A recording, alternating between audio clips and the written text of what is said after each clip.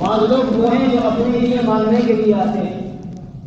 بعض مدارس والے آ کر مسجد میں اعلان کرتے ہیں کہ بھائی اللہ کے لیے مدرسہ ہے، ہر جگہ پر ہے، ضرورت مند ہے، بچے غریب بھی پڑھتے ہیں، ہر طرح کے پڑھتے ہیں.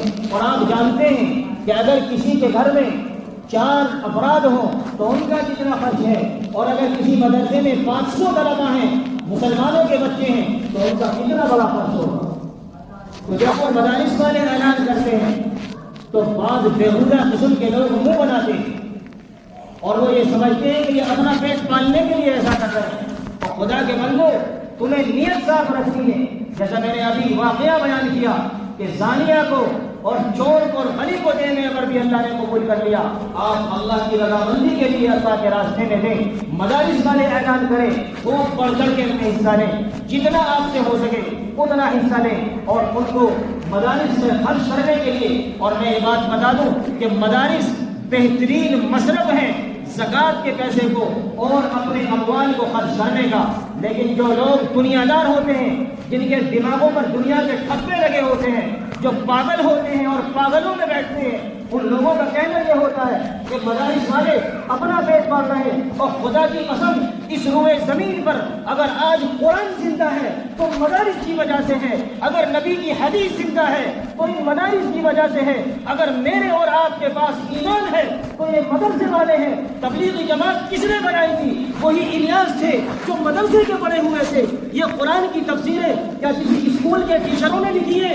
کیا کسی بادشاہ نے لکھ کر کے دی ہے؟ یہ مدارس کے پڑھے ہوئے علماء ہیں جنہوں نے یہ کتابیں، قرآن کی تفسیر، آیات قرآن کی اور احادیث کا اتنا بڑا ذخیرہ جو اللہ کے نبی کی پوری زندگی کو لکھ کر کے ہمارے اور آپ کے سامنے پیش کیا. یہ کون لوگ ہیں؟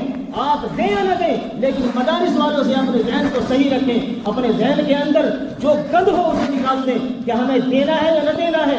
لیکن یہ ذہن میں رہے کہ دین کا کام اس روئے زمین پر مدارس کی لائن سے جو ہو رہا ہے، رب کعبہ کی قسم دنیا میں کسی لائن سے اتنا خوبصورت کام قرآن و حدیث کی خدمت کا دنیا میں کہیں نہیں ہو رہا ہے. آپ کو کس نے سبق دیا؟ آپ گندے لوگوں میں بیٹھتے ہیں، آپ کمینوں میں بیٹھتے ہیں، اس لیے آپ کے ذہنوں میں یہ باتیں آئیں. آپ علماء کے پاس جائیے، ان سے پوچھیے، مدارس کی اہمیت پوچھیے. مدارس کے بارے میں اس طرح کے غلط گمان، غلط باتیں، غلط افواہیں پھیلانا اور طرح طرح کی باتیں کہنا، علماء کے ساتھ بدگمانی کرنا، بدتمیزیاں ان کے ساتھ کرنا. ابھی مفتی متقی صاحب چند دنوں پہلے رمضان سے قبل یا کسی اور موقع پر کسی جگہ جلسے میں تقریر فرما رہے تھے. میں نے حضرت کا وہ کلپ سنا. انہوں نے سود کی حرمت کو قرآن کی آیت سے پڑھ کر کے بیان کیا. یا ایھا الذین آمنوا انما الخمر والمیسر والانصاب والازلام رجس من عمل الشیطان. تم پر جوا، سٹا، سود یہ سب حرام کر دیے گئے، یہ شیطان کے گندے فعل ہیں. انہوں نے یہ حق کی بات کی تھی، یہ قرآن کی بات کی تھی، یہ اللہ کے نبی کی حدیث کی بات کی تھی. جب صحابہ کے درمیان اور اسی سود کی اور اسی طرح کے شراب کی حرمت کا بیان آیا تو اللہ کے نبی نے صحابہ کو حکم دیا کہ میرے دوستوں، میرے اصحاب، شراب کو حرام کر دی گئی. تو صحابی نے اعلان کیا الا ان الخمر قد حرمت، لوگوں شراب حرام کر دی گئی. اور تو صحابہ نے شراب کو اس طرح سے پھینکا تھا مدینہ کی گلیوں میں، انہوں نے راستوں میں جا کر کے مٹکے توڑ دیے، اس لیے کہ اللہ کا حکم ہو گیا تھا کہ شراب حرام ہے. لیکن شراب پینے والوں کو ابھی شرم نہیں آئی، سود خوروں کو ابھی شرم نہیں آئی، حرام کاری کرنے والوں کو ابھی تک شرم نہیں آئی. اور وہ کسان کو بیٹھ کر کے مجمع میں ایک خبیث الباطن جس کے ذہن میں قد بھرا ہوا تھا، وہ کھڑا ہو کر کے الٹی سیدھی باتیں کہہ کر کے یہ کہتا ہے کہ تم کتنا ہی بنا کر لو، یہ تو جو شراب پینے والا ہے وہ تو پیے گا.